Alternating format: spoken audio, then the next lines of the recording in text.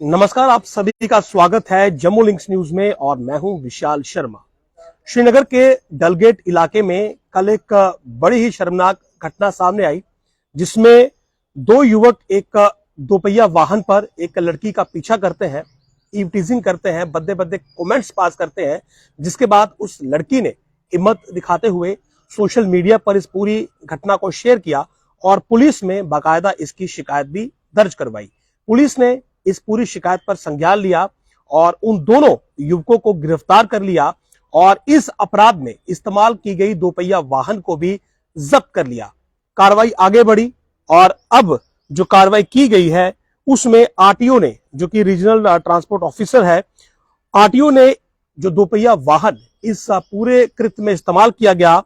उसकी आरसी यानी कि रजिस्ट्रेशन को ही सस्पेंड कर दिया है, या आप यूं कहें कि रद्द कर दिया है। यानी कि अब ये जो दोपहिया वाहन इस्तेमाल में लाया गया था, इस ईव टीजिंग में इसकी रजिस्ट्रेशन सस्पेंड हो चुकी है, ये अब सड़क पर नहीं चलेगा।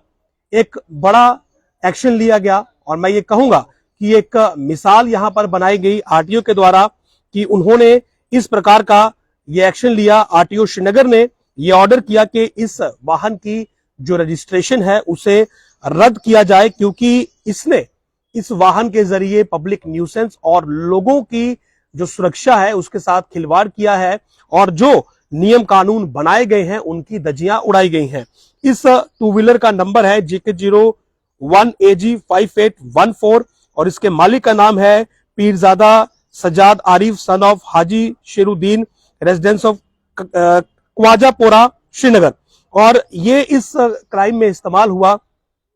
और जो दो लड़के हैं जिन्होंने ये पूरा कृत्य वहां पर किया, यानी कि ईव टीजिंग की, उस लड़की का पीछा किया, वहां पर कमेंट्स पास किए, तो वो पहले ही गिरफ्तार हो चुके हैं। जाहिर सी बात है उन पर विभिन्न धाराओं में जो मामला है वो भी दर्ज हो चुका है, आगे की कार्रवाई होगी। और पुलिस ने भी और आरटीओ ने भी जो है सोशल मीडिया पर जो ट्रोलिंग हुई और जिस प्रकार से लोगों की रिएक्शंस वहां पर आई, उन सभी को एनालाइज किया और यह समझा कि इस मामले में बहुत जरूरी है कि एक सख्त कार्रवाई की जाए, ताकि जो लोग हैं, जो इस प्रकार के एलिमेंट्स हैं, उन्हें ये एक मैसेज मिल जाए कि अगर वो इस प्रकार के किसी एक्ट में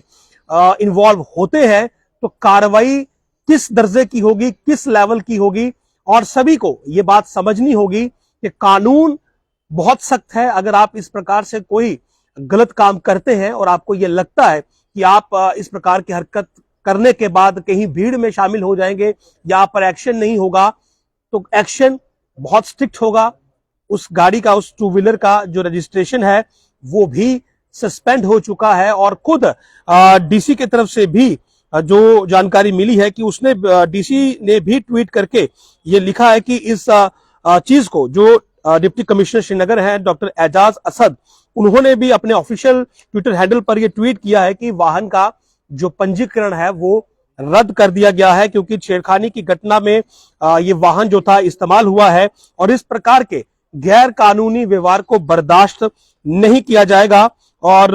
ये जो गाड़ी है, ये जो टू व्हीलर है, ये इस्तेमाल किया गया है और वाहन अधिनियम 1988 की धारा 53 के तहत ये जो तत्काल प्रभाव से इसकी जो रजिस्ट्रेशन है ये निलंबित की जाती है। और बाकी के जो लीगल एक्शंस हैं, जो उन दोनों लड़कों पर एफआईआर दर्ज हुई है आईपीसी की धारा 341, 506, 509, 294, 354 डी के तहत जो है वो एफआईआर 35/2023 5 मार्च वहां पर दर्ज हो चुकी है।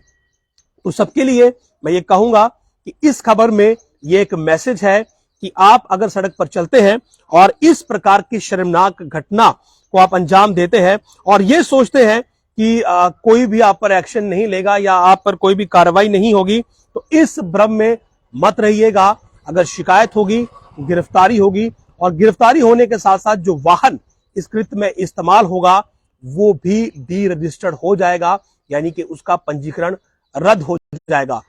काबिले तारीफ यहाँ पर ये एक्शन हुआ है, क्योंकि समाज में ऐसे लोग जो कि समाज को असुरक्षित